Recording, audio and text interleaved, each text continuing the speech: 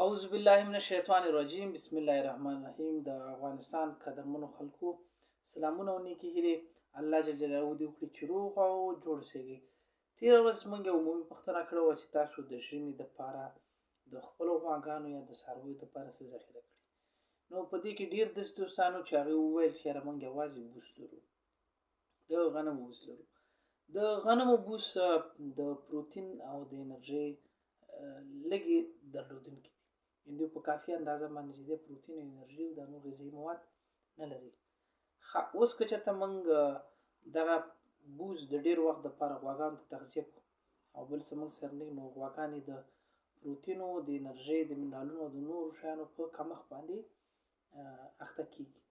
دا چې په ژمي کې نور څه نه او زیاتره غواګانې چې هغه شیدې کوي، هغه خوسۍ چې هغه د 6 میاشتو نه تر 14 میاشتو پورې عمر لري، نو د هغو د پروتینو د کمښت سره مخ نه شو. نو تاسو یوه اسانه طریقه ښیم. هغه طریقه چې دا د یوریا ټریټمنټ ده. تاسو کولی شئ چې 100 کیلو بوس راواخلئ او د 100 کیلو بوس دپاره لږ تر لږه 15 کیلو سره، دا کومه سره چې موږ په پټو کې استعمالو د یوریا سره دا، او بیا د دې هر کیلو سرې دپاره چې دی بیا 15 نه تر 6 لیټرو پورې اوبه دا سره یو ځای کړئ او ذخیره یې کړئ. نو کولی شئ تاسو په ژمي کې دنه استفاده وکړئ. د دې طریقه داسې ده چې تاسو 100 کیلو بوس لومړی په یو کنده کې، یا که کنده نه لرئ داسې یو ولاړ ځای چې په هغې کې دا 2 طرفه دیوال لري چې مسحت دا بوس دې کې ذخیره شي. نو 100 کیلو بوس بیا به داسې کار وکړئ چې د 15 کیلو سرې دپاره به لږ تر لږه 30 لیټره اوبه چې دي، یا 15 نه تر 30 لیټره اوبو کې به دا ګډه کړئ، حل به یې کړئ. چې کله مکمله حل شوه بیا به دا به د فوارې په واسطه باندې یا د داسې یو شي په واسطه باندې دا وپاشئ چې دا 100 کیلو بوسو ته دا ټوله کوم محلول چې تاسو د 30 لیټرو کې کومه 15 کیلو سره اچولې چې دا ټوله ورسیږي. دا به خیشته کوئ مکمله، او د خیشتېدو نه وروسته چې دی دا به بیا تاسو چې وکړئ دا بوس به راواخلئ او یو ځای کې به څنګه کړئ ذخیره به یې کړئ.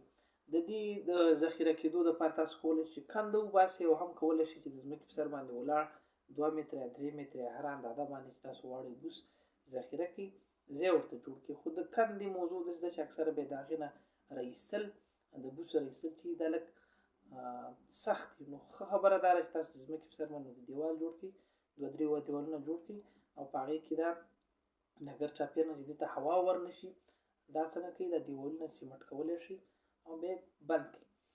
نو لاندې هم کولی شئ چې دې ته پلاستیک واچوئ، بیا د پاس نه هم دا به تاسو داسې بند کړئ چې دې ته هوا ورنه شي، ځکه بیا داسې ظاهر کېږي.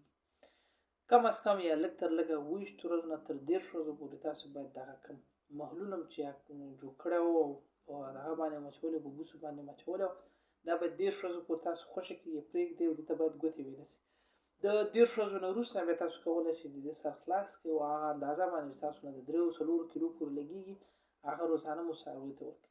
په یاد ولرئ چې دغه محلول یا چې کوم د یوریا ټریټمنټ چې تاسو جوړ کړی دی یا د بوس سره جوړ کړی، دغه بوس اندازه باید د 4 کیلو نه ډېر نه شي، او هغه غواګانې ته، هغه څښو ته چې د هغې عمر د 6 میاشتو نه پورته وي، تر دې پورې چې دا وار ته اماده کېږي. په 2 حالتونو کې نشئ ورکولی. یو یې ډېر زیات ټیټ چې 6 میاشتو نه عمر کم وي، دویم هغه غواګانې چې هغه بلار وي، ځکه دا یوریا چې ده دا اکثره بېزهري او غواګانې چې دی دغه کوي مسمومه یې. لنګو غواګانو ته هم ورکولی شئ، مشکل نشته پکې. خو اوس چې ژمی دی او په ژمي کې اکثره غواګانې بلار وي، نو کومې غواګانې چې بلار وي د هغې نه اجتناب وکړئ. په لږ اندازه باندې هم ښه نه دی. او خوسیو ته چې دی چې هغې 6 میاشتو نه عمر پورته کولی شي دا ورکړي.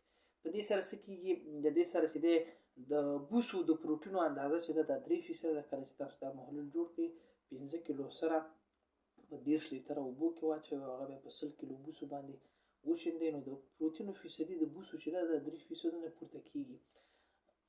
په عمومي توګه باندې غواګانې چې دي دا د وښو د هضمولو توان په خپله نه لري، بلکې د دوی په ګېډه کې کوم میکروبونه چې دي هغې د یوریا او د سرې نه استفاده کوي.